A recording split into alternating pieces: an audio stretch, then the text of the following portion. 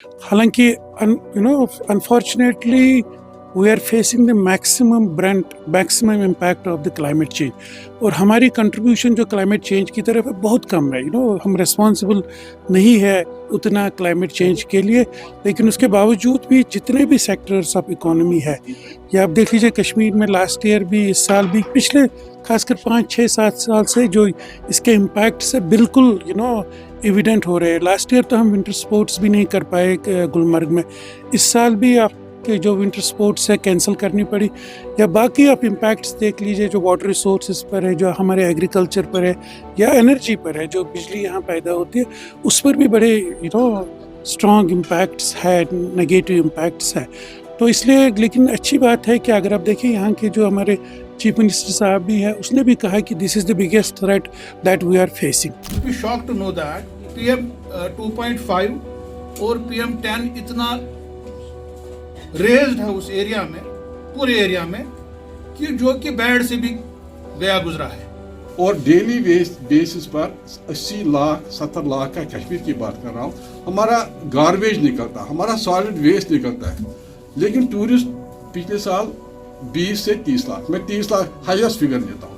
ایک ٹورسٹ 30 لاکھ آیا ہے جو سال بھر میں آیا. ہم جو بھی آج کل یہ بڑا ہوا کہ ٹورسٹ آئے.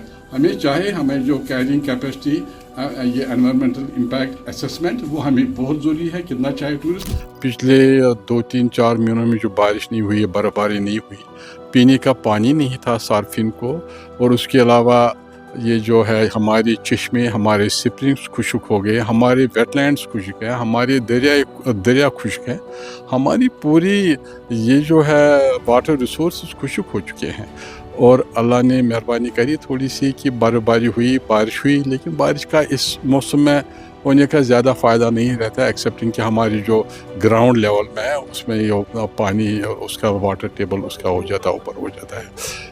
آئندہ جو اس کا اثر ہو سکتا ہے کہ اگر اسی طرح بارشیں نہیں ہوئیں، برف باری نہیں ہوئی اور خشک سالی رہی، یہ جو گلوبل وارمنگ ہو رہی ہے، اس سے ہمارے زراعت پر اثر پڑے گا، ہمارے ایگریکلچر پر اثر پڑے گا، جو ہمارے جو یہاں سے ٹورزم کو یہ اثر پڑے گا، اور باقی اکنامک ایکٹیویٹیز کو اثر پڑے گا. اور گورنمنٹ کو ٹیکس بھی کم آئے گا.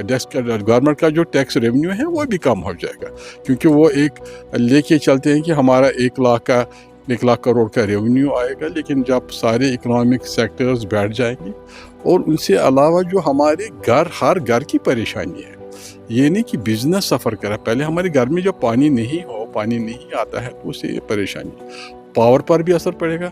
اگر جنریشن یہاں پانی نہیں ہے، جنریشن نہیں ہوگی.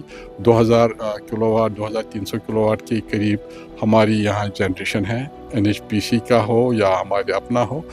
ہمیں 3500 میگا واٹ کی اس ٹائم ضرورت ہے، جو ہم 1200-1300 میگا واٹ خریدتے ہیں. اور ابھی ایک فگر کے مطابق 10,000 کروڑ روپیہ ہمارا پاور پرچیز میں چلا جاتا ہے. تو ان کے سارے اثرات ہیں اور منفی اثرات ہیں. دیکھیے، گلوبل وارمنگ اور climate change is here to stay. ابھی ہم نے دیکھا پچھلے 10 سال میں ہمارے جو ہے نا یہ ویدر سرکل، یہ بھی چینج ہو رہے ہیں. برف باری بھی دیر سے ہوتی ہیں، بارشیں ٹائم پر نہیں ہوتی ہیں، اور گرمی کا پیٹرن بھی بدل گیا ہے. اتنی پہلے گرمی نہیں پڑتی تھی، 36 37 38 ڈگری پر برف باری، یہ جو ٹیمپریچر ہے وہ ہو جاتا ہے. ہم نے بچپن میں تو ہم نے پنکھا بھی نہیں چلاتے تھے، پنکھے کی ضرورت نہیں تھی. آج AC بھی کم پڑتا ہے. میں نے دیکھا ہر مسجد میں، کافی گھروں میں اور ہوٹلز وغیرہ میں یہ جو یہ AC ایئر کنڈیشن کی ضرورت پڑتی ہے.